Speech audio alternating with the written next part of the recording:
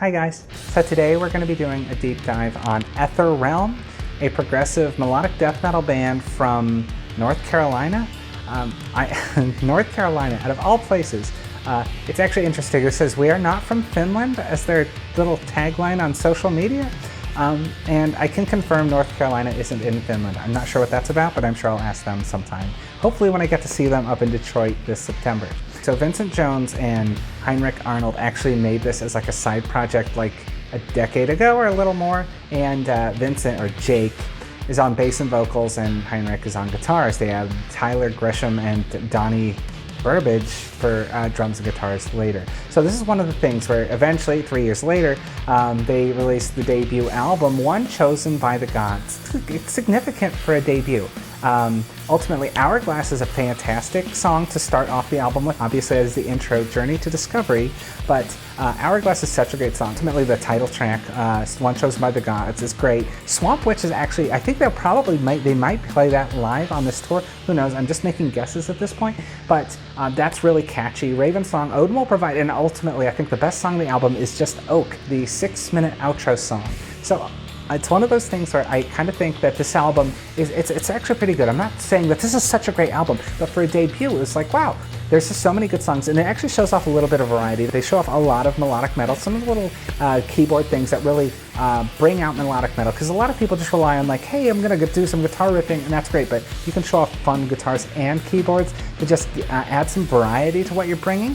I'm gonna be thoroughly impressed and enthused by that. But that's not where it really takes off. Their 2017 release, Tarot, and I'm a gigantic fan of that album.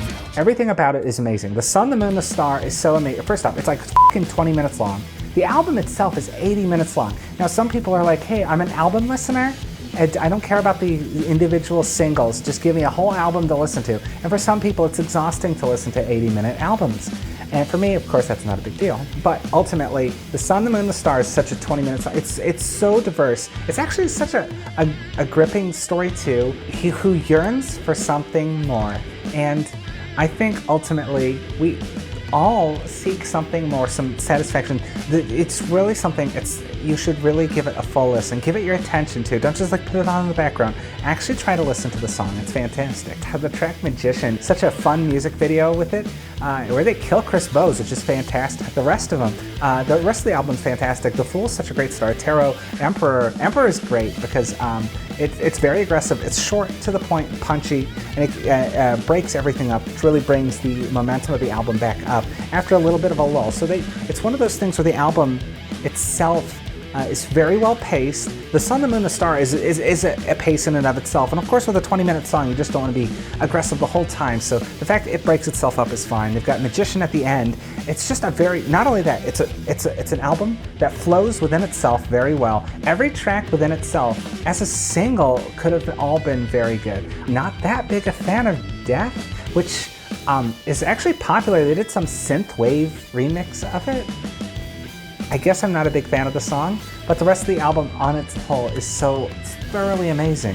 So I didn't actually get into Tarot until much later, after they had already released their third album, Redneck Vikings from Hell, which I thought was a little cheesy. I mean, I listen to a lot of power metal, so I shouldn't be calling things cheesy, right? But Redneck Vikings from Hell, I guess it's actually kind of a catchy song. I probably shouldn't be like as into it as I am with all the banjos, and I don't know. They say literally put the lyrics, all y'all, and like, come on. But it's so catchy anyway. I'm gonna listen to it. I've already listened to it 100 times, so I'm gonna listen to it a little bit more. But it's got such variety to the album, because you can start with there and you start with Goodbye. So you've got this really catchy party intro song, then they go right into Goodbye, which is heartfelt. And speaking of heartfelt, One Hollow Word, which they dedicated to a friend who passed away. If you listen to the lyrics, like, there's nothing I could do that could make things right, but I could put some notes together that I think you'd like, or something like that. And the chorus, everything about this song is just you're gone, we can't fix it, but let me do something, one last thing for you, and let me make something in your memory. And I love the song so much. And that's just one song on the album. Redneck Vikings from Hell kind of pushes a little bit of the genre boundaries because there's a little bit more for, you know, melodic death metal. There's a little bit more cleans, like Guardian, which is just kind of a ballad, not even a harshest ballad. It's just a straight up full-on cleans ballad. It's pretty popular. If you look at Spotify, it's like on its one of the most played songs by Aether Realm. It's not very representative of what Aether Realm is on the whole, so I'm surprised it's so high, but I mean, hey, I'm sure they'll take the place. However, the whole album, Lean Into the Wind, Hunger, She's Back. She's Back is so short. It's like less than 3 minutes, I think. Hold on. 2.5 minutes. It's so great because you come out of this song, you're like, oh my goodness, that was emotionally exhausting. And then they just punch it back to you with that, and then Slave to the Riff. I'm not a big fan of Cycle, but TMHC is great, and the nice little outro, which has so many emotions to it, the craft and the creator.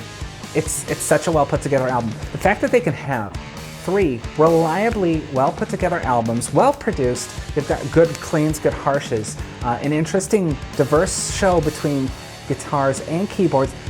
There's no real surprise that I've put in hours and hours and hours listening to this. So to that Aether Realm, I love you guys. We'll see you in Detroit this September. Hopefully I'll be able to badger you sometime. Maybe I'll just scream out at you for your attention, and maybe you'll say, hey, I see Miles.